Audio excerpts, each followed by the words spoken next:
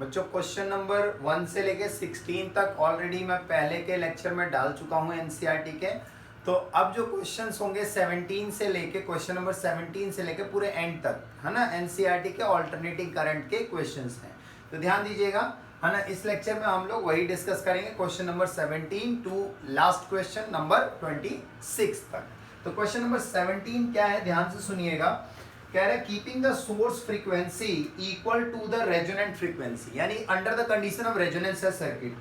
LCR circuit को हमने, जिसमें 3 एलिमेंट है एलसीआर, वो पैरेलल अरेंजमेंट में लगाए गए हैं, यानी आर, एल और C instead of series arrangement parallel arrangement में अप्लाई किए गए हैं with an AC source connected to it, जो कि हमारे पास कनेक्शन में दिया हुआ है, क्वेश्चन के अंदर गिवन है।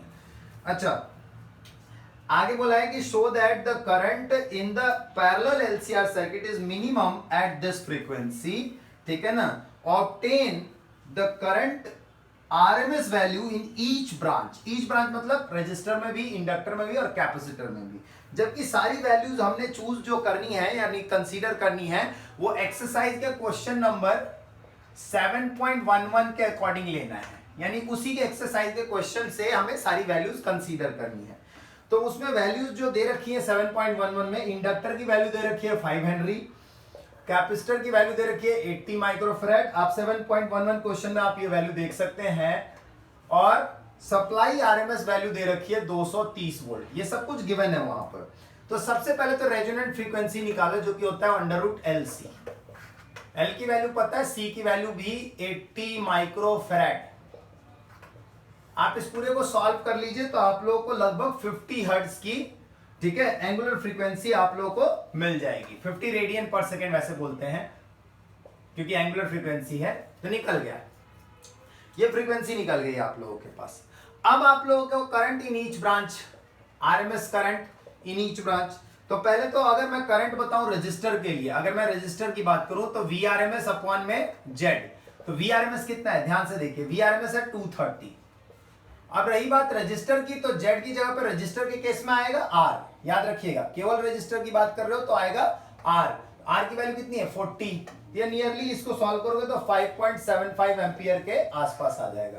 फिर आप इंडक्टर और कैपेसिटर में भी इंडिविजुअली निकाल लो, तो ये हो जाएगा V R M S upon XL, ये होगा V R M S upon XC. ये हो गया 230, एक्सएल क्या होगा ओमेगा एल। ओमेगा की वैल्यू ऑलरेडी 50 है, और एल की वैल्यू कितनी दे रखी है हमारे पास 5। तो इसको आप लोग अगर सॉल्व करें तो लगभग 0.92 एम्पियर के आसपास आएगा। अब दूसरे वाले में देखिए तो 230 1 अपॉन ओमेगा सी। ओमेगा की वैल्यू ऑलरेडी 50 है जो हम निकाल चुके हैं, 1 अपॉन ओमेगा, और सी की वैल्यू कितनी दे रखी है 80 माइक्रोफैराड। आप इसको भी सॉल्व करोगे तो नियरली 0.92 एम्पियर ही आएगा, यानी कि आईसी और आईएल दोनों का करंट जो है वो क्या है, सेम है। अब इंडक्टर और कैपेसिटर दोनों का करंट सेम है, ध्यान से देखिए, तो ये रजिस्टर होता है ना, और ये इंडक्टर और कैपेसिटर है। एक तरफ इंडक्टर है और एक तरफ कैपेसिटर है। तो आप देखिए तो दोनों के बीच में अगर मैं यहाँ रिजल्टेंट ले लूं तो यहाँ भी 90 का फेज चेंज है, यहाँ भी 90 का फेज चेंज है। तो आईसी और आईएल में टोटल फेज चेंज कितना हुआ, तो फेज चेंज या phase difference between L and C जो हुआ वो पाई हुआ, 180 डिग्री का टोटल फेज चेंज हुआ, है ना। टोटल फेज चेंज कितना हुआ 180 डिग्री का, और जो करंट टोटल आएगा वो रेजिस्टेंस के इक्वल ही आएगा, जो कि कितना है 5.75 एम्पियर के आसपास है। तो करंट आपको ईच ब्रांच में निकालना था, जो मैंने बता दिया, और आईएल और आईसी ये भी दोनों की वैल्यू बता दी। तो हर एक ब्रांच में करंट और फ्रीक्वेंसी आपने निकाला। ये पैरेलल एलसीआर सर्किट की कंडीशन है, जिसमें वैल्यूज आपको 7.11 एक्सरसाइज के क्वेश्चन को ही यूज करना था। चलिए अब क्वेश्चन नंबर 7.18 देखते हैं। This was 7.17 parallel combination of the circuit. ये आपका देखा जाए तो लेक्चर नंबर एक तरीके से 9 है, जो कि आपका एनसीईआरटी सॉल्यूशन में ही जा रहा है इस चैप्टर के।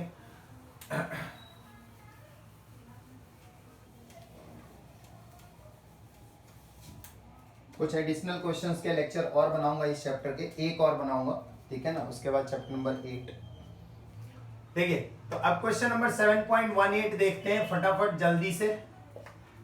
7.18 कह रहा है कि एक सर्किट दे रखा है जिसमें इंडक्टर की वैल्यू दे रखी है 80 मिली हेनरी और जो कैपेसिटर है वो है 60 माइक्रोफैराड और जो सप्लाई वोल्टेज जो कि आरएमएस होगा ऑब्वियस है वो दे रखा है 230 वोल्ट और फ्रीक्वेंसी दे रखी है 50 हर्ट्ज की जो गिवन है हमें 50 हर्ट्ज की फ्रीक्वेंसी हमें गिवन है और रेजिस्टेंस ऑलमोस्ट नेग्लिजिबल है। पहली बात तो ओमेगा निकाल लो।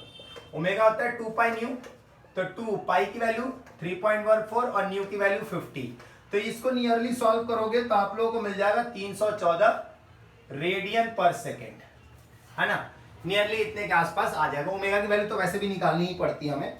अब ध्यान से देखो तो ये एलसी सर्किट हो गया। क्यों एलसी बोल रहा हूं? क्योंकि रेजिस्टेंस तो नेग्लिजिबल है ना, तो खत्म कर दो रेजिस्टेंस को। अब पहला पार्ट क्या पूछ रहा हम लोगों से, काफी सारे पार्ट हैं इसमें। ऑब्टेन द करंट एम्पलीट्यूड मतलब मैक्सिमम करंट आई नॉट क्या होगा we naught by Z.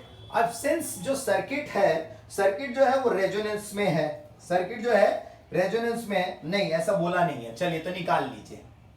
Z की वैल्यू क्या होती है एक्सएल माइनस एक्सी का whole square plus R square, यही होता है ना। सिंस आर नियरली 0 है तो आर को खत्म कर दो तो जेड कितना हो गया एक्सएल माइनस एक्सी, यही तो हुआ। मॉड में रख दिया ताकि एक्सएल बड़ा हो या एक्सी बड़ा हो उससे कोई फर्क ना पड़े। एक्सएल क्या होगा ओमेगा एल और ये क्या होगा 1/ओमेगा सी।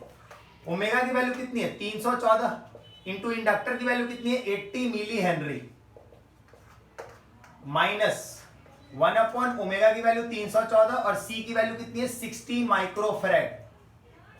आप इसको सॉल्व कर लीजिए तो यहां से आप लोगों को जेड मिल जाएगा।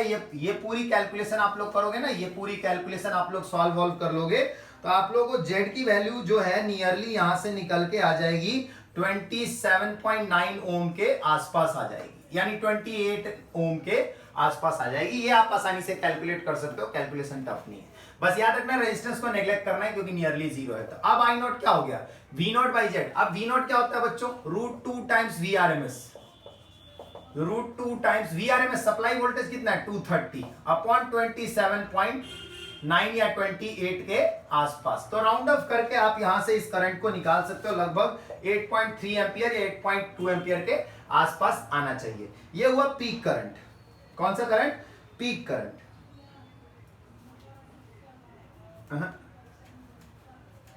आप इसको सॉल्व कर लो, एक बार सॉल्व कर लेना। और आई आर एम एस क्या होगा, आई आर एम एस क्या होगा I naught by √2। I naught by √2 मतलब 230 अपॉन 27.9, 8 दिन 16, हाँ ये आएगा लगभग 8.3 के आसपास, 8.3 एम्पियर के आसपास है ना, लगभग 8.3 एम्पियर के आसपास आएगा। इसमें तो √2 से इंटू भी करना पड़ेगा। ये नियरली 11 पॉइंट आ रहा है 6 एम्पियर के आसपास। तो आप कैलकुलेशन कर लेना, बाकी मेथड मैं समझा दे रहा हूं। याद रखना है एक्सएल माइनस एक्सी रखना है, आर को नियरली 0 ले लेना है। तो इस तरीके से आपका पहला पार्ट सॉल्व हो गया ए पार्ट। अब इसका बी पार्ट कह रहा है obtain the RMS value in each of the element, यानी इंडक्टर में लोगे तो आई एक्सएल, कैपेसिटर में लोगे तो आई एक्सी और रेजिस्टर में लोगे तो आई आर, है ना। अब आई यहां पे जो लिया जाता है वो आरएमएस लिया जाता है और आरएमएस की वैल्यू नियरली 8.3 एम्पियर के आसपास है। तो VL क्या हो जाएगा I यानी 8.3 और XL क्या होगा 1/ओमेगा L। ओमेगा की वैल्यू दे रखी है और L की वैल्यू भी दे रखी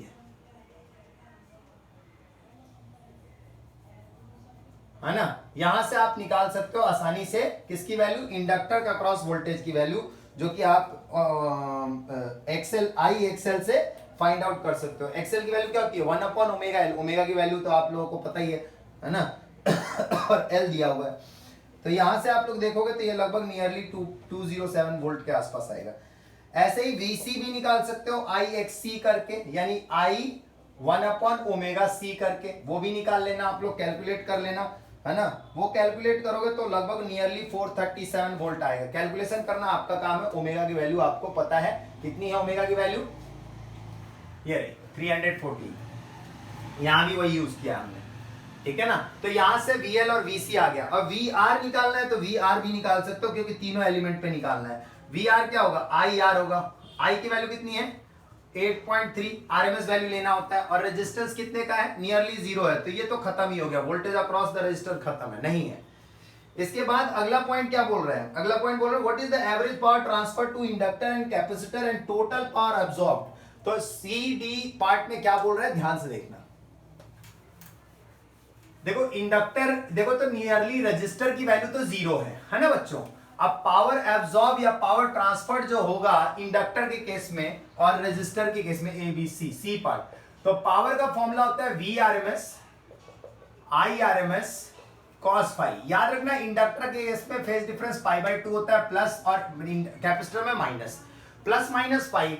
अब सी और डी दोनों ही पार्ट में अगर देखो तो एवरेज पावर क्या होगा, 0 होगा। क्यों, क्योंकि कॉस π/2 की वैल्यू 0 होती है। तो फेज डिफरेंस, क्योंकि 90 का लीड या लैग होता है कैपेसिटर और इंडक्टर में, इसलिए पावर यहां पर हमेशा ही इंडक्टर और कैपेसिटर में क्या होगा, 0 होगा। और इसके ई पार्ट में कह रहा है हमसे कि what is the total average power absorbed by the circuit. अब यार इंडक्टर भी पावर एब्सॉर्ब नहीं करेगा, कैपेसिटर भी नहीं करेगा।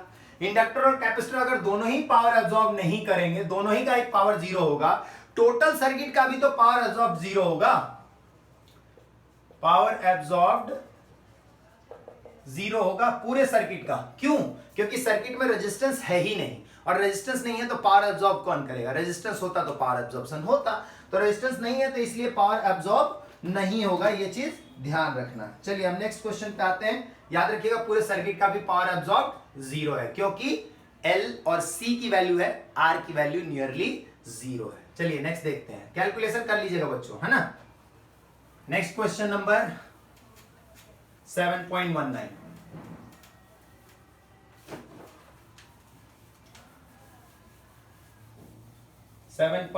क्वेश्चन देखते हैं, ध्यान से देखिएगा।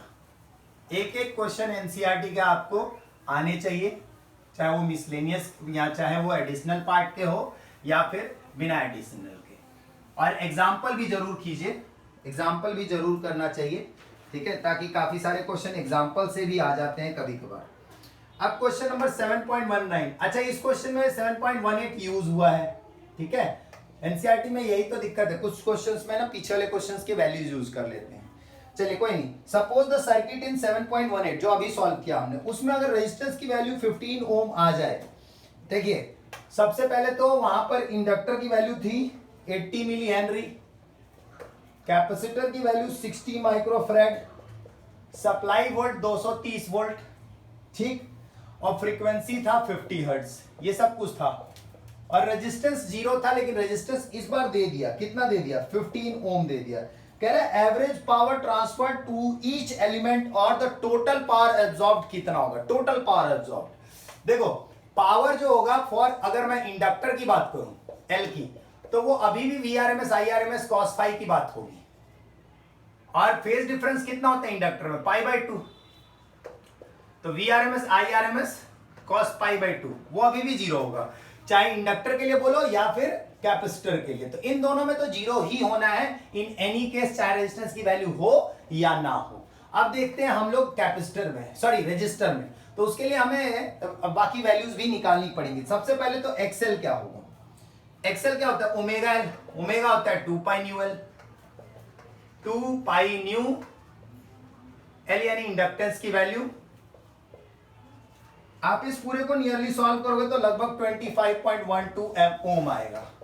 इसी तरीके से एक्सी 2 पाई न्यू, और सी की वैल्यू दे रखी है, इसको भी नियरली सॉल्व करोगे तो लगभग आएगा 53.08 ओम के आसपास आएगा। अब इससे जेड निकाल लो, जेड क्या होगा, under root XL minus XC का whole square plus R square, क्योंकि इस बार आर है ना, तो एक्सी और एक्सएल, पहले एक्सी लिख दो क्योंकि एक्सी बड़ा है, तो एक्सी माइनस एक्सएल हो जाएगा बस। 53.08 माइनस 25.12 का होल स्क्वायर प्लस 15 स्क्वायर, ये नियरली आप सॉल्व कर लो इसको तो आपको मिलेगा 31.7 ओम के आसपास। अब आप ईच एलिमेंट पे करंट पता करना है, ईच एलिमेंट पे तो क्या होगा, current VRMS upon Z, power पता करना है हर एक में, तो वीआरएमएस अपॉन जेड, वीआरएमएस क्या है 230, जेड कितना निकाला 31.7, तो ये नियरली 7.3 एम्पियर के आसपास आ जाएगा। अब सिंस पावर इंडक्टर और कैपेसिटर दोनों में ही क्या अब्सॉर्ब हो रहा था, जीरो, क्योंकि फेज डिफरेंस पाई बाई 2 होता है। लेकिन पावर इन रेजिस्टर अगर मैं बात करूं तो क्या होता है, VRMS IRMS cos five phase difference zero होता है क्योंकि इंडक्टर और रेजिस्टर में वोल्टेज और करंट सेम फेज पे चलते हैं। VRMS है 230 और ये है 7.3 एम्पियर। तो ये नियरली अगर आप सॉल्व कर लो तो लगभग आपको जो मिलेगा VRMS IRMS से या I2R से भी कर सकते हो, आपकी मर्जी। तो ये लगभग 791 वॉट के आसपास आएगा।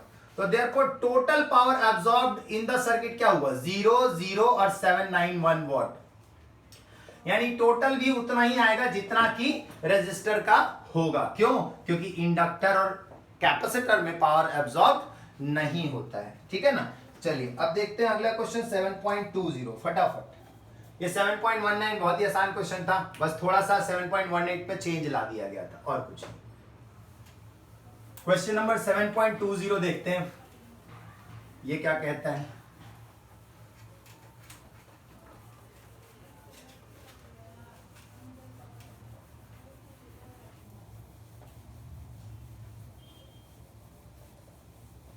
सेवन पॉइंट 20 में आपके पास जो सर्किट दिया हुआ है उस सर्किट में वैल्यूज क्या क्या हैं वो देखते हैं। सबसे पहले हम लोग 7.20 में रेजोनेंस का केस है। वैसे LCR सर्किट है जिसमें इंडक्टर, रेजिस्टर, कैपेसिटर तीनों की वैल्यू दे रखी है। इंडक्टर ये रहा, कैपेसिटर भी दे रखा है 480 नैनो फैराड और रेजिस्टर भी गिवन है 23 ओम और सप्लाई वैल्यू है 230 वोल्ट विद वेरिएबल फ्रीक्वेंसी, है ना। अब पहला पार्ट पूछा है कि what is the source frequency for which the current amplitude is maximum. याद रखिए LCR सर्किट में करंट एम्पलीट्यूड, करंट मैक्सिमम तब होता है जब ZR के इक्वल हो, यानी प्योरली रेजिस्टिव सर्किट हो या फिर रेजोनेंस हो, है ना। बात एक ही है। जब भी मैक्सिमम करंट बोले LCR सर्किट में तो हमेशा याद रखना क्या कंडीशन होनी चाहिए, रेजोनेंस, तभी सॉल्व होगा। याद रखिएगा रेजोनेंस की कंडीशन में ही ऐसा होता है। तो रेजोनेंस में फ्रीक्वेंसी क्या होगी, क्या फॉर्मूला होता है, 1/2 पाई रूट अंडर LC। पाई की वैल्यू पता ही है। इंडक्टर कितना है 0.12, कैपेसिटर 480 नैनो मतलब -9। तो आप इस पूरे को नियरली सॉल्व करोगे तो 663 हर्ट्ज के आसपास आ जाएगा। रेजोनेंट फ्रीक्वेंसी है ये। तो पूछा हमसे था कि what will be the resonant frequency, what is the source frequency, ये बताओ और साथ में मैक्सिमम करंट भी निकालो। तो मैक्सिमम करंट क्या होगा, V0/Z। अब सिंस रेजोनेंस है तो Z किसके इक्वल हो जाता है, R के, याद रखिएगा। और V0 क्या होता है, √2 times VRMS upon R। Z R के बराबर हो जाता है बच्चों 230/23। तो हो जाएगा 10√2 यानी 14.14 एम्पियर के आसपास आएगा। ठीक है ना। आप ध्यान से देखें, कैलकुलेट कर सकते हैं। इसके बाद सेकंड पार्ट में पूछा है इन्होंने कि what is the B part इसका, what is the source frequency for which the average power absorbed by the circuit is maximum. Average power absorbed by the circuit maximum कब होता है, फिर से रेजोनेंस पे होता है। और जब रेजोनेंस होगा तो फ्रीक्वेंसी तो वही रहनी है, फ्रीक्वेंसी सेम रहेगी, फ्रीक्वेंसी वही रहेगी कितनी, 663 हर्ट्ज, सॉरी। रेजोनेंस रहेगा क्योंकि मैक्सिमम पावर एब्सॉर्ब हो रहा है। अब बोल रहा है कि what is the maximum power in that case. अब पावर भी निकाल के दिखाना है। तो पावर क्या होता है, VRMS IRMS और मैक्सिमम तो cos 0, क्योंकि फेज डिफरेंस होता है रेजोनेंस पे 0, है ना, क्योंकि प्योरली रेजिस्टिव है। VRMS कितना है 230 और IRMS क्या है, IRMS होगा I0/√2, I0/√2। 230 I0 कितना है 10√2/√2, तो 2300 वॉट, 2300 वॉट ये आ गया। अब इसका सी पार्ट सुनो। सी पार्ट में क्या बोला है, सी पार्ट में बोला गया है कि for which frequencies of the source is the power transferred to the circuit half the power at resonance. यानी किस फ्रीक्वेंसी पे जो पावर है, जो रेजोनेंट पावर है, उसका हाफ पावर हमें मिल जाता है। तो ध्यान दीजिए, आपको ग्राफ याद होना चाहिए पहले। तो ये होता है मैक्सिमम, जहां पर होता है और ये होती है साइड बैंड या हाफ पावर बैंड बोलते हैं इसको हम, जिसमें अपर साइड होता है और एक लोअर साइड होता है। यहां पर पावर जो होता है वो हाफ होता है। इस करंट को बोलते हैं पीक करंट, और इस पॉइंट पे जो करंट होता है इसको हम आरएमएस करंट भी कहते हैं, जो I0/√2 होता है। इसको हाफ पावर पॉइंट भी कहा जाता है। इस पॉइंट को क्या कहा जाता है? Half power point. और ये पॉइंट है पीक पॉइंट। क्या कहलाता है? Peak point. तो आप लोगों से पूछा है कि क्या होगी फ्रीक्वेंसी उस केस में। यार यहां की फ्रीक्वेंसी और यहां की फ्रीक्वेंसी निकाल दो आप। तो देखो पहले तो फ्रीक्वेंसी निकलेगा कैसे, ध्यान से देखो। पहले यहां से यहां तक को हम बैंडविड्थ कहते हैं 2 डेल्टा ओमेगा, और बैंडविड्थ की वैल्यू होती है R/L, ये आप लोगों को डिराइव किया हुआ है। और या हाफ बैंडविड्थ कितना हो जाएगा? R/2L हो जाएगा ना, हाफ बैंडविड्थ, चाहे इधर का चाहे इधर का, एक तरफ का। अब आप, ये होता है अपर साइड और ये होता है लोअर साइड, इसको हाफ पावर पॉइंट भी बोला जाता है। तो हाफ पावर पॉइंट कैसे निकालेंगे, ध्यान दीजिए। तो आप अगर फ्रीक्वेंसी निकालना चाहते हैं ω2 यानी ये वाला, ω1 निकालना चाहते हैं यानी अपर साइड, तो ω1 क्या होगा? ω plus delta omega. Delta omega इसको, ये ω होता है ये, और डेल्टा ओमेगा यहां से यहां तक को बोलते हैं, इधर भी और इधर भी। और लोअर साइड बैंड क्या होगा? लोअर साइड बैंड होगा ओमेगा, अपर को हमने ω1 माना है, ω2 लोअर को माना है, ω माइनस डेल्टा ओमेगा। तो ω और डेल्टा ओमेगा कितना है बच्चों? R/2L। R/2L। अब इसमें वैल्यू लगाएंगे। रेजोनेंट फ्रीक्वेंसी ω क्या होगा? ω आप निकाल लो और उसके अकॉर्डिंगली आपकी वैल्यू यहां पे सेट हो जाएगी। आप अगर चाहो तो यहां से फ्रीक्वेंसी भी निकाल सकते हो, ठीक है ना। अब ω की वैल्यू आप निकाल लो। पहले ω क्या होता है? 1/√LC, और यहां होता है 1/√LC, है ना। तो ये ω1 और ω2 आ जाएगा। इससे तुम चाहो तो फ्रीक्वेंसी निकाल सकते हो। क्या होगा? न्यू। ω होता है 2π न्यू, तो न्यू क्या हो जाएगा? ω/2π, ω1/2π, और न्यू 2 क्या होगा?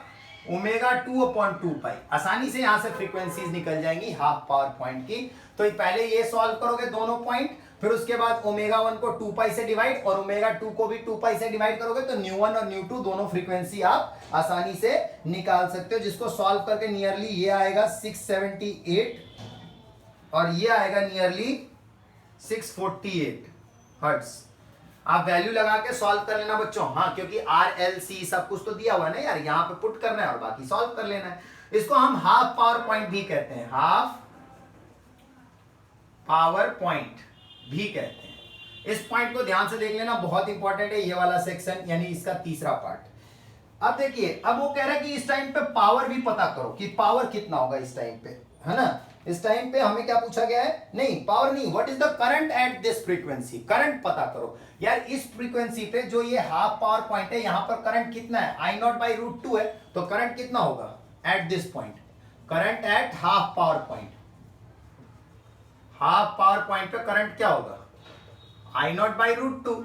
अब जैसा कि I0 हम ऊपर भी निकाल चुके हैं, तो I0 ये रहा, अपॉन √2 करोगे तो 10 एम्पियर आ जाएगा घूम फिर के, क्योंकि I0 है 10√2 अपॉन √2, तो 10 एम्पियर आ गया। यहां से आप करंट निकाल सकते हो जो कि 10 एम्पियर मिलेगा। और आखिरी इसका डी पार्ट में क्या पूछा है? What should be the quality factor और शार्पनेस ऑफ रेजोनेंस। ठीक है, कोई बात नहीं, देखते हैं। अब क्वालिटी फैक्टर का फॉर्मूला या शार्पनेस ऑफ रेजोनेंस का फॉर्मूला आपको पता होना चाहिए। क्या फॉर्मूला होता है क्वालिटी फैक्टर का डी पार्ट में? 1/R√L/C। यार R रेजिस्टेंस हमको पता है, L पता है और C भी पता है। सारी वैल्यूज हमें दे रखी हैं R, L और C की। देखिए रख देते हैं 1/R 23, L की वैल्यू कितनी है? 0.12 हेनरी, और कैपेसिटर की वैल्यू कितनी है? 480 नैनोफैरेड। इसको सॉल्व करोगे तो नियरली 21.7। अच्छा, क्वालिटी फैक्टर यूनिट लेस होता है, डायमेंशन लेस होता है, क्योंकि ये सेम टर्म का रेशियो है, तो इसमें कोई यूनिट और डायमेंशन नहीं होंगे। ठीक है ना, समझ में आ गया होगा। ये हाफ पावर पॉइंट वाला खेल समझ लेना, ये बहुत इंपॉर्टेंट है, ये वाला सी पार्ट इसका। चलिए अब क्वेश्चन नंबर 21 पे चलते हैं। क्वेश्चन नंबर 21 देखते हैं इसका।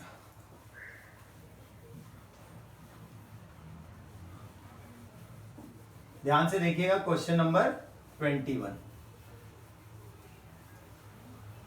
याद रखिएगा, हाफ पावर पॉइंट का मतलब होता है साइड बैंड, और साइड बैंड क्या होती है? अपर और लोअर। अपर और लोअर साइड बैंड निकालने के लिए हम क्या करते हैं? अगर अपर निकालना है तो उसमें बैंडविड्थ का आधा हिस्सा ऐड कर दो रेजोनेंट फ्रीक्वेंसी यानी ω/R में, और अगर लोअर वाला निकालना है तो उसमें से बैंडविड्थ का आधा पार्ट माइनस कर दो। और बैंडविड्थ हमेशा याद रखना R/L होता है, जिसके डेरिवेशंस आपने किए हुए हैं। और हाफ बैंडविड्थ क्या होता है, R/2L हो जाएगा, आधा हो जाएगा, है ना। अब देखिए क्वेश्चन नंबर 21 देखिए फटाफट जल्दी से। 7.21 क्वेश्चन कह रहा है obtain the resonant frequency and the quality factor if inductor दे रखा है 3 हेनरी, कैपेसिटर 27 माइक्रोफैराड और रेजिस्टर 7.4 ओम, ठीक है ना। और बोल रहा है कि it is desired to improve the sharpness, हम चाहते हैं कि शार्पनेस ऑफ रेजोनेंस यानी क्वालिटी फैक्टर बढ़ जाए, और बढ़ जाए कितना, ट्वाइस हो जाए, कितना हो जाए, ट्वाइस। तो सजेस्ट करो एक पॉसिबल अरेंजमेंट, है ना। तो ध्यान दीजिए, सबसे पहले तो क्वालिटी फैक्टर और दूसरा क्या निकालना है हमें, रेजोनेंट फ्रीक्वेंसी। रेजोनेंट फ्रीक्वेंसी यानी 1/2 पाई रूट अंडर LC, या हम इसको ये भी निकाल के छोड़ सकते हैं, ये भी निकाल के छोड़ सकते हैं। तो L कितना है 3 और C कितना है 27। आप इसको सॉल्व करोगे तो नियरली आपको यहां से सॉल्व होके मिल जाएगा 1111 रेडियन पर सेकेंड, है ना। अब आप चाहो तो न्यू भी निकाल सकते हो, आपकी मर्जी। इसका फॉर्मूला क्या होता है, 1/√L/C, L 3 और C 27। तो ये नियरली जो क्वालिटी फैक्टर आप सॉल्व करोगे तो लगभग 45 के आसपास आएगा। अब उसने कहा है क्वालिटी फैक्टर यानी शार्पनेस ऑफ रेजोनेंस को, है ना, नियरली ट्वाइस करना है यानी इंप्रूव करना है। सिंपल सी बात है, एल और सी में कोई चेंज नहीं लेके आ सकते आप, क्योंकि रेजोनेंस में एक्सएल और एक्ससी इक्वल होते हैं। तो एल और सी में तो आप चेंज ला ही नहीं सकते। आप क्या चेंज ला सकते हो, आर में। तो यार अगर आपको क्वालिटी फैक्टर बढ़ाना है, quality factor will be twice if resistance becomes half. Simple है। अगर रेजिस्टेंस को बच्चों आधा कर दो, 1/2 कर दो, यानी कि रेजिस्टेंस की वैल्यू 3.7 ओम कर दो, है ना, तो आपका क्वालिटी फैक्टर 45 के बजाय 90 हो जाएगा, ट्वाइस हो जाएगा। सिंपल। एल और सी में कोई चेंज नहीं ला सकते, क्योंकि रेजोनेंस में एल और सी को आप छेड़ नहीं सकते, चेंज नहीं कर सकते हो। ये चीज ध्यान रखना। अब आता है क्वेश्चन नंबर 7.22। 7.22 एक कंसेप्चुअल क्वेश्चन है जिसको मैं डिस्कस कर देता हूं, है ना, आप लोग समझ जाएंगे। क्वेश्चन नंबर उसमें काफी सारे हैं। तो ए पार्ट कहता है कि किसी एसी सर्किट में जो इंस्टेंटेनियस वोल्टेज होता है, instantaneous is equals to the algebraic sum of the instantaneous voltage across each element. Each element मतलब इंडक्टर, कैपेसिटर, रेजिस्टर, इनके साथ।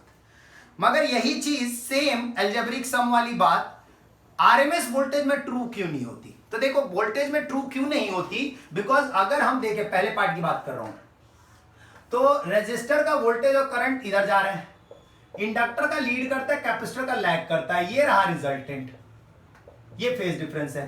तो अगर देखो वोल्टेज अलग अलग फेज पे भाग रहे हैं, एक इधर है, एक इधर है, एक इधर है, तो अलग अलग डायरेक्शन, अलग अलग फेज में है, तो अलजेब्रिकली उनको ऐड कर ही नहीं सकते हो, यानी कि आप रिजल्टेंट निकाल सकते हो, ये कर सकते हो, VL माइनस VC का whole square plus R square. But ERMS जो होगा वो VL plus VC plus VR के बराबर कभी भी नहीं होगा, क्योंकि बिकॉज आपके वोल्टेज जो है, voltages are in different phase.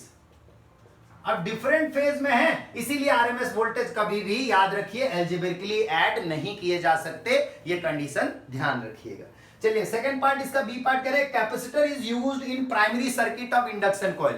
किसी इंडक्शन कॉइल के सर्किट में कैपेसिटर को प्राइमरली यूज क्यों किया जाता है? देखिए किसी भी इंडक्शन कॉइल में जब ब्रेक पॉइंट आता है, ब्रेक पॉइंट मतलब होता है सर्किट कट ऑफ में जाता है या ऑन करते हो अचानक से, तो उसमें क्या होता है, एक ग्रेटर इंड्यूस्ड करंट बनता है, और जब वो इंड्यूस्ड करंट बनता है तो वहां स्पार्क प्रोड्यूस होने या हीट प्रोड्यूस होने के चांसेस, स्पार्क प्रोड्यूस होने के चांसेस या फायर कैच करने के चांसेस बढ़ जाते हैं। उस इंड्यूस्ड ईएमएफ या इंड्यूस्ड करंट का जो ग्रेटर अमाउंट है उसको हम क्या करते हैं, कैपेसिटर लगा देते हैं, तो कैपेसिटर उसको अपनी चार्जिंग में ले लेता है, जिससे कि वो एक्सेस जो करंट बन रहा था इंड्यूस्ड करंट की वजह से, वो इंड्यूस्ड करंट अब कैपेसिटर के अंदर चला जाएगा, और कोई भी प्रकार की स्पार्क या फायर कैच करने के चांसेस जो है वो नलीफाई हो जाते हैं, खत्म हो जाते हैं। यही रीजन है कि कैपेसिटर को इंडक्शन कॉइल के किसी भी प्राइमरी सर्किट में लगाया जाता है ताकि उस ब्रेक पॉइंट पे जब इंड्यूस करंट बने, इंड्यूस्ड ईएमएफ बने, उसको कैपेसिटर एब्जॉर्ब कर ले और चार्जिंग कर ले अपनी, और किसी तरीके से याद रखिए स्पार्क प्रोड्यूस ना होने पाए। ये ध्यान रखिएगा, ये लिखने की जरूरत तो नहीं है, ध्यान रखिएगा बस। इसके सी पार्ट में कहता है कि an applied voltage signal in DC and in AC of high frequency, ठीक है, the circuit consist of inductor and capacitor in series, capacitor और इंडक्टर लगे हुए हैं। शो दैट करना है कि DC signal will appear across capacitor और AC signal appear across inductor. देखो इसका सी पार्ट समझाता हूं, बी तो आपको समझा दिया। अगर मैं कैपेसिटर के लिए बात करूं तो अगर XC की वैल्यू होती है 1/ωc, अगर मैं DC पे बात करूं तो DC का न्यू होता है 0, तो XC हो जाएगा 1/0 यानी इंफिनिटी। जब XC यानी इंडक्टिव कैपेसिटेटिव रिएक्टेंस इनफाइनाइट हो गया तो it blocks DC, that is DC will appear towards it, appear near it, क्योंकि यार जब उसको ब्लॉक कर देगा तो सारा तो उसके अक्रॉस ही रह जाएगा ना, बाहर जाने ही नहीं पाएगा, तो it will appear across, DC will appear across the capacitor आसानी से। अब यही अगर मैं AC हाई फ्रीक्वेंसी AC की बात करूं, हाई फ्रीक्वेंसी AC की बात करूं तो XL होता है ओमेगा L, ओमेगा क्या होता है 2 न्यू L। अब न्यू बहुत हाई होगा तो XL की वैल्यू भी एक्सट्रीमली हाई होगी, वेरी हाई होगी। अब जब एक्सट्रीमली हाई या वेरी हाई होगी इंडक्टिव रिएक्टेंस की वैल्यू, तो यानी ये करंट को अपनी तरफ रोक लेगा, तो जब ये रोक लेगा तो AC will appear across inductor, क्योंकि वो जाने नहीं देगा ना उसको, तो it will appear across the inductor, और ये डीसी को नहीं जाने देगा तो it will appear across the capacitor, यानी DC appear across capacitor, AC appear across inductor. Simple सी बात है, ध्यान रखिए। मगर ये हाई फ्रीक्वेंसी एसी की बात कर रहे हैं। चलिए इसका डी पार्ट कहता है एक चॉक कॉइल जो है वो डीसी सर्किट में हम लगाते हैं, एक चॉक कॉइल को सीरीज में लगाया गया लैंप के साथ, वो भी डीसी लाइन में। The lamp is seems bright, lamp bright दिख रहा है हमें। Insertion of an iron core or iron rod, the chalk coil causes no change in the lamp, ठीक है ना। Predict the corresponding observation in AC line, तो ध्यान दीजिए, ध्यान से समझिएगा इस क्वेश्चन का बेसिक मतलब। क्वेश्चन नंबर 21 तो आप समझिएगा, इसका क्वेश्चन का डी पार्ट हम कर रहे हैं। देखिए अगर हम लेते हैं एक केस कि भाई अगर एक लैंप लेते हैं और उसमें चॉक कॉइल लगाते हैं, चॉक कॉइल होता है LR सर्किट जिसमें L की वैल्यू बहुत हाई होती है, तो लैंप इज सीन ब्राइट, तो इंडक्टर लगाया ना बच्चों, और यहां पर एक बल्ब लगा है। अगर मैं डीसी की बात करूं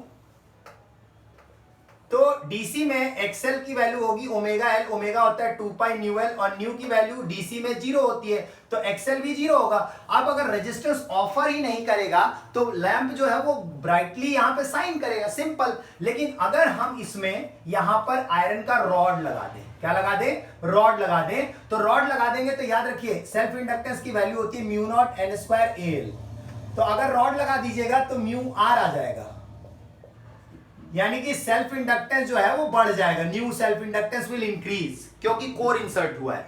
सेल्फ इंडक्टेंस बढ़ गया तो क्या हुआ, अभी भी एक्सएल जो होगा वो 0 ही होगा, क्यों, क्योंकि स्टिल डीसी, और डीसी में फ्रीक्वेंसी 0 है, तो एल में चेंज आया तो कोई फर्क पड़ा नहीं पड़ा। तो याद रखिएगा कि डीसी सर्किट में इसके अंदर इंसर्शन ऑफ द रॉड या कोर इंसर्ट करने से लैंप की ब्राइटनेस पे कोई चेंज नहीं आएगा, क्योंकि रेजिस्टिव इंडक्टिव रिएक्टेंस अभी भी 0 का 0 है। लेकिन अगर मैं एसी में बात करूं, यहां पे बल्ब लगाया और अब एसी सोर्स है, तो एसी सोर्स में ऑब्वियस है, एसी सोर्स में आप देखिए तो 2 न्यू एल, ब्राइटनेस थोड़ी कम होगी क्योंकि एसी सोर्स में फ्रीक्वेंसी हाई होगी, तो एक्सएल की वैल्यू थोड़ी हाई होगी। अब थोड़ी हाई होगी तो ब्राइटनेस पहले से कम होगी। लेकिन अगर मान लीजिए यहां पर रॉड इंसर्ट कर देते हो, तो रॉड इंसर्ट करने पे एल डैश एल से ज्यादा हो गया, तो एक्सएल डैश भी एक्सएल से ज्यादा हो गया, यानी और ज्यादा रजिस्ट करेगा और ब्राइटनेस क्या हो जाएगी, लो हो जाएगी। ब्राइटनेस क्या हो जाएगी, लो हो जाएगी इस केस में, एसी के केस में। मगर डीसी के केस में कोई चेंज नहीं आएगा, एसी के केस में चेंज आएगा, लो हो जाएगी। ये ध्यान रखना, बहुत ही सिंपल है। अच्छा, एक और इसका ई पार्ट भी है। ई पार्ट में कहा है why the chalk coil needed in the fluorescent tube. क्योंकि देखो ट्यूबलाइट्स वगैरह जो होती हैं उसमें हमें करंट का सप्लाई देना होता है। नंबर 1, करंट का सप्लाई देते हैं, लेकिन हम चाहते हैं कि यार पावर लॉस ना हो। तो अगर हम चॉक कॉइल लगाते हैं, यानी इंडक्टर और रेजिस्टर मिनिमम होता है, तो इंडक्टर क्या करेगा, करंट ऑल्टरनेटिंग करंट को रेजिस्ट तो करेगा, रेजिस्ट करेगा, मगर इंडक्टर का पावर कंजम्पशन क्या होता है, जीरो होता है। यानी बिना पावर कंज्यूम किए, आइडियली बिना पावर कंज्यूम किए करंट को कंट्रोल कर सकते हो, तो इससे बड़ा बेनिफिट तो कुछ हो ही नहीं सकता। और ऑर्डिनरी रजिस्टर लगाएं अगर हम, तो वो करंट को कंट्रोल तो कर देगा, लेकिन वो उतना ही ज्यादा हीट भी बनाएगा। तो ध्यान रखना, ऑर्डिनरी रजिस्टर के ऊपर चॉक कॉइल को प्रिफरेबली हम यूज करते हैं किसी भी फ्लोरेसेंट ट्यूब या ट्यूबलाइट्स वगैरह में, क्योंकि चॉक कॉइल के अंदर इंडक्टर होता है, इंडक्टर पावर लॉस नहीं करता, और रजिस्टर, प्योर रजिस्टर ये काम करता है कि पावर लॉस बहुत ज्यादा जनरेट करता है। दोनों कंट्रोल करेंगे एसी को, लेकिन याद रखिए इंडक्टर पावर लॉस नहीं होने देगा, इसीलिए चॉक कॉइल को यूज किया जाता है। इसके ई पार्ट का यही आंसर है, ध्यान रखिएगा। अब चलते हैं क्वेश्चन नंबर 23, आखिरी के 2-3 क्वेश्चन है, जल्दी से। क्वेश्चन नंबर 23 देखते हैं, पहले इसको रब कर दें।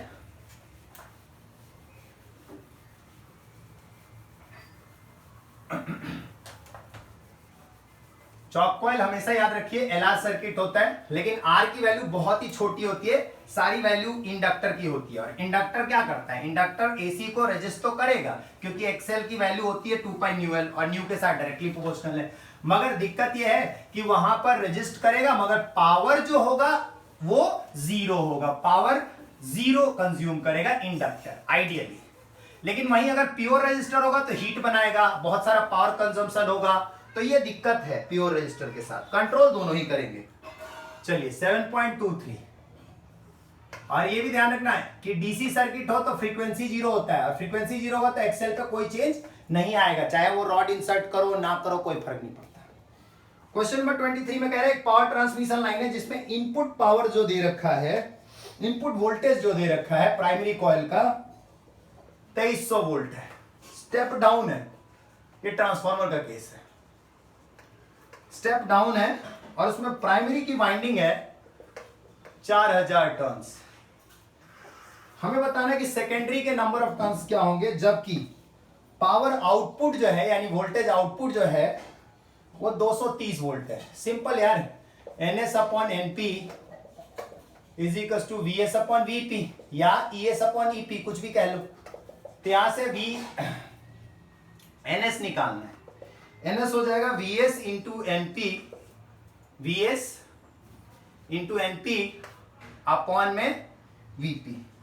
तो ये दे रखा है 230, ये दे रखा है 4000, और ये कितना दे रखा है आपको 2300। तो आपका NS यानी सेकेंडरी के टर्न्स आ गए 400, क्योंकि बाकी सब कुछ तो कट ही जाएगा, है ना। ये तो बहुत आसान क्वेश्चन था बच्चों। 7.24 पे आते हैं जल्दी से। कह रहे हैं कि एक हाइड्रो पावर प्लांट है जो कि 300 मीटर की हाइट से वाटरफॉल कर रहा है। उसमें कितने मीटर से, 300 मीटर की हाइट से वाटरफॉल कर रहा है, और जो वाटरफॉल का फ्लो रेट है, हाइट कितनी दे रखी है 300 मीटर, और जो फ्लो रेट है 100 मीटर क्यूब पर सेकेंड। फ्लो रेट का मतलब क्या हुआ, volume per unit time, volume per unit time ये दिया हुआ है। वाटर की डेंसिटी आपको पता होना चाहिए 10⁻³ kg पर मीटर क्यूब होता है। अब कह रहा है कि जो टरबाइन घूम रहा है उसकी एफिशिएंसी 60% है, जी की वैल्यू 9.8 दे रखी है। तो बताना है कि कितना पावर अवेलेबल होगा, अवेलेबल मतलब आउटपुट पावर निकालना है। तो यार एफिशिएंसी का फॉर्मूला क्या होता है, आउटपुट अपॉन इनपुट इंटू 100। तो एफिशिएंसी है 60/100। आउटपुट हमें नहीं पता, इनपुट क्या होगा, इनपुट पावर होगा इनपुट एनर्जी अपॉन टाइम। अब यार सर्टेन हाइट से पानी अगर गिर रहा है तो इनपुट एनर्जी क्या होगी, mgh होगी, पोटेंशियल एनर्जी। तो mgh अपॉन में टाइम, और मास क्या होता है, वॉल्यूम इंटू डेंसिटी, है ना। और वॉल्यूम अपॉन टाइम दे रखा है 100, डेंसिटी है 10⁻³ जी की वैल्यू है 9.8, हाइट है 300। तो आप देखो तो यहां से इनपुट पावर जो पोटेंशियल एनर्जी की वजह से पैदा होगा, जो प्रोड्यूस होगा, वो आप आसानी से यहां से निकाल सकते हो। लगभग आएगा 2.94 इंटू 10⁸ जूल, है ना। 8 जूल के आसपास ये इतना आपका पावर निकल जाएगा। जूल नहीं, पावर है तो वॉट होगा। अब 60/100 आउटपुट पावर हमें निकालना ही है 2.94 इंटू 10⁸ वॉट। तो ये नियरली आप आउटपुट पावर यहां से निकालोगे और निकाल के देखोगे तो लगभग आ जाएगा 1.76 इंटू 10⁸ वॉट के आसपास। किलोवाट में बदलना चाहो किलोवाट में बदल दो, बाकी ऐसे छोड़ना चाहो ऐसे छोड़ दो। याद रखना इनपुट एनर्जी क्या होगी यार, सर्टेन हाइट से गिर रहा है, हाइट से गिरेगा तो mgh होगा, तो इनपुट वाला तो mgh हो गया, आउटपुट आप निकाल लो क्योंकि एफिशिएंसी का फॉर्मूला आपको पता है। चलिए आखिरी के 2 क्वेश्चन आ रहे हैं लास्ट के, जल्दी से देखिए। इस पॉइंट को ध्यान रखिएगा, ये क्वेश्चन भी काफी इंपॉर्टेंट है। 7.25 एंड 7.26। एक बात हमेशा याद रखना कि ट्रांसमिशन में यानी पावर ट्रांसमिशन, वोल्टेज ट्रांसमिशन में हमेशा याद रखना कि लॉस अगर कम से कम करना है तुम्हें, लॉस अगर कम से कम लाइन में हो कि भाई पावर प्लांट से लेके घर तक आपके करंट आ रहा है, सप्लाई आ रहा है, तो उसमें लॉस अगर कम से कम हो, उसके लिए याद रखना हमेशा हाई वोल्टेज का सप्लाई देना चाहिए। जितना हाई वोल्टेज रहेगा उतना ही पावर लॉस कम से कम होगा। कैसे, वो मैं अभी क्वेश्चन में भी एक बता दूंगा, ध्यान से देखना। क्वेश्चन नंबर 7.25 और 7.26। 7.25 पहले कह रहे हैं कि एक पावर प्लांट है जिसमें किसी टाउन की डिमांड है। यहां पर आपका एक पावर प्लांट है, यहां पर आपका टाउन है, यह है टाउन। टाउन की डिमांड है 220 वोल्ट की और टाउन तक 4000 वोल्ट पहुंच रहा है, यानी 4000 वोल्ट से 220 वोल्ट में कन्वर्जन हो रहा है। पावर प्लांट पे जनरेशन 440 वोल्ट का हो रहा है और इसको स्टेप अप किया जा रहा है। स्टेप अप करके कोई भी एक्स वैल्यू निकाली जा रही है जो कि हमें नहीं पता। यहां से लाइन जो है, 2 लाइन चल रही है वायर की, और जो रेजिस्टेंस है पर यूनिट लेंथ पे वो है 0.5 ओम है पर किलोमीटर में। तो टोटल यहां से यहां तक की लेंथ है 15 किलोमीटर, तो 2 लाइन है, तो रेजिस्टेंस टोटल हो जाएगा 0.5 इंटू 15 इंटू 2, यानी 15 ओम का टोटल वायर का रेजिस्टेंस है। कह रहे हैं कि स्मॉल टाउन की जो पावर की डिमांड है, टोटल पावर की डिमांड है 800 किलोवाट की। कितनी? इतने की डिमांड है ना। और स्टेप अप यहां पे किया जा रहा है 440 वोल्ट को कोई भी एक्स वोल्ट बनाया जा रहा है। ये एक्स वोल्ट आगे लाइन में चलता हुआ 4000 वोल्ट पहुंचता है यहां पर। यहां पर जब पहुंचता है तो इसको हम स्टेप डाउन करेंगे, ऑब्वियस है। स्टेप डाउन करके 4000 से 220 बनाया गया और पावर की रिक्वायरमेंट कितनी है? 800 किलोवाट। तो आपको अब इस कहानी को समझ में आ गया होगा। अब बताना क्या है कि कितना पावर लॉस हुआ। पहले पावर लॉस कितना हुआ, तो उसके लिए करंट चाहिए। करंट क्या होगा? Power deliver upon voltage. कितना पावर डिलीवर करना है? 800 किलोवाट। कितने वोल्ट से पावर डिलीवर हो रहा है? 4000 से, यानी 200 एम्पियर का करंट इस वायर में दौड़ रहा है। जब इस वायर में इतना करंट दौड़ रहा है तो power loss in the form of heat होगा I²R। कितना करंट दौड़ रहा है? 200। कितने रेजिस्टेंस पे? 15। तो 600 किलोवाट का पावर लॉस हो गया। अब बी पार्ट में पूछ रहा है कितना पावर दिया जाए ताकि ये लॉस को हम कंपनसेट करें। तो power must be supplied is equals to power demand plus power loss. Power demand कितने की है? 800। लॉस कितने का हुआ? 600, यानी 1400 किलोवाट का आपको पावर सप्लाई देना पड़ेगा ताकि आपका 600 किलोवाट का लॉस भी हो तो भी 800 किलोवाट मिल जाए। अब यहां पर जो स्टेप अप किया है इसमें एक्स की वैल्यू क्या है ये भी समझना है हमें। स्टेप अप ट्रांसमिशन पॉइंट पे जो शुरुआत में जो स्टेप अप किया वहां एक्स की वैल्यू क्या है ये देखना है। उसके लिए पहले वोल्टेज का लॉस निकालो। कैसे निकालोगे? IR। कितना करंट जा रहा है वायर में? 200। कितना रेजिस्टेंस है? 15। तो 3000 वोल्ट का लॉस हुआ है। इसका मतलब जो वोल्टेज सप्लाई हुआ यहां से, शुरुआत से जो वोल्टेज सप्लाई हुआ वो कितना होना चाहिए? 3000 का लॉस है और कितना यहां पहुंच रहा है बच्चों? 4000, यानी 7000 सप्लाई किया गया होगा। दैट मींस स्टेप अप जब किया गया होगा तो स्टेप अप किया गया होगा 440 वोल्ट से कितना? 7000 वोल्ट का स्टेप अप किया गया होगा। अब वो 7000 में से 4000 पहुंचा, मतलब लाइन में कितना लॉस हो गया? 3000 वोल्ट लॉस हो गया। तो ये 4000 से 440 से 7000 बना पहला, 440 से 7000 ये पावर प्लांट पे, फिर 7000 से 4000 वायर में लॉस हो गया, फिर 4000 से स्टेप डाउन करके 220 ताकि हाउस होल्ड में पहुंचा सके। और इतना पावर चाहिए इसके लिए, ये लॉस है। तो लॉस अगर इतना है, चाहिए इतना, तो टोटल आपको भेजना कितना पड़ेगा? 1400। समझ में आ गया? बहुत ही सिंपल कैलकुलेशन है लेकिन काफी इंपॉर्टेंट क्वेश्चन है। आखिरी लास्ट क्वेश्चन देखिएगा 7.26, फाइनल क्वेश्चन आ रहा है। ध्यान दीजिए, अब मैंने बोला था ना कि बहुत हाई वोल्टेज सप्लाई देते हो तो लॉस कम से कम होता है, बताया था ना मैंने। वही उसी बात पे ये जो क्वेश्चन है ना, आखिरी वाला क्वेश्चन, उसी बात पे सेम क्वेश्चन है इसी के जैसा, लेकिन थोड़ा सा ना सप्लाई जो वोल्टेज है उसको जैसे 7000 वोल्ट की बजाय बहुत ज्यादा बढ़ा के दिया गया है। ध्यान से सुनना, क्वेश्चन है 7.26, आखिरी लास्ट क्वेश्चन कह रहा है कि डू द सेम एक्सरसाइज, यानी ऊपर वाले क्वेश्चन जैसा ही है, above with the replacement of earlier transformer, जो सबसे पहले वाला ट्रांसफॉर्मर था शुरुआत वाला, वो 40,000 वोल्ट से 220 वोल्ट का स्टेप डाउन कर रहा है। ये टाउन पे है, ये पावर प्लांट पे नहीं है, ये टाउन पे है। टाउन में 40,000 वोल्ट से 220 वोल्ट बनाया जा रहा है। इसका मतलब पावर प्लांट पे कितना होगा सोचो, 40,000 तो टाउन में पहुंचा है, 40,000 से स्टेप डाउन करके 220 बनाया गया है। तो अब आगे देखते हैं क्या कहा है। आगे कहता है कि of a very high voltage supply explain why this high voltage is preferred, क्यों इतना हाई वोल्टेज प्रेफरेंस में लिया गया, क्या जरूरत है इतने हाई वोल्टेज की प्रेफरेंस की। तो पहले तो इसमें पावर कितनी डिमांड थी, पीछे वाले क्वेश्चन को ही लेके चलना है, हमें बना के चलना है। 800 किलोवाट टोटल रेजिस्टेंस पिछले वाले क्वेश्चन में कितना था, 15 ओम। पिछले क्वेश्चन को बेस मान के चलना है। तो करंट जो वायर में होगा वो कितना होगा, current in wire, power demand upon voltage 800 upon कितने वोल्ट पे आ रहा है, उसमें आ रहा था 4000 पे, इसमें आ रहा है 40,000 पे। तो ये आएगा लगभग 20 एम्पियर, जबकि पिछले में कितना करंट आ रहा था, 200 एम्पियर। अब पावर लॉस देखो, लाइन पावर लॉस 20 का स्क्वायर इंटू रेजिस्टेंस कितना है 15। अब देखो लॉस कितना हुआ 6000 वॉट यानी 6 किलोवाट, जबकि पिछले वाले में कितना लॉस हो रहा था 600 किलोवाट। मतलब हम लॉस को कंपनसेट करके अगर सप्लाई भेजे तो सप्लाई कितना भेजना पड़ेगा हमें, केवल 800 किलोवाट की तो डिमांड है प्लस 6 किलोवाट का लॉस है। मतलब इस बार 806 किलोवाट ही भेजना पड़ रहा है, जबकि पिछले वाले में आप देखो तो 1400 किलोवाट भेजा था, अभी केवल 806 किलोवाट। तो आप समझो कि यहां पर जो आप दे रहे हो वो उसके कंपैरेटिवली, पिछले वाले क्वेश्चन के कंपैरेटिवली बहुत ही कम दे रहे हो। इसका मतलब अगर बहुत हाई वोल्टेज रख के अगर आप सप्लाई चला रहे हो, इसका मतलब लॉस कम से कम होगा। बहुत ही सिंपल तरीका है, यही ट्रांसमिशन का बेस्ट तरीका है। इसका तीसरा पार्ट और आखिरी पार्ट सुनना ध्यान से। तीसरा और आखिरी पार्ट कह रहा है वोल्टेज ड्रॉप कितना होगा। यार वोल्टेज लॉस देख लो पहले तो, आई कितना है 20, आर कितना है 15, तो 15 दूनी 30, 300 वोल्ट का लॉस हुआ।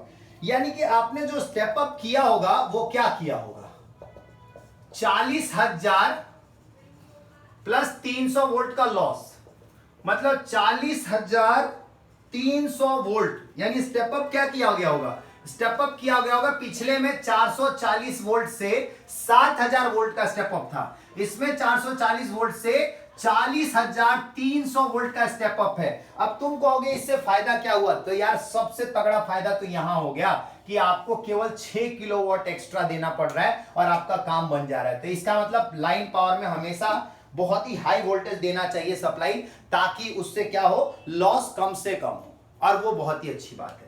चलिए ठीक है, तो इस तरीके से एनसीईआरटी चैप्टर 7 का कंप्लीट सोल्यूशन आपका हो चुका। तो मिलते हैं नेक्स्ट लेक्चर में, है ना। बाय बाय बच्चों।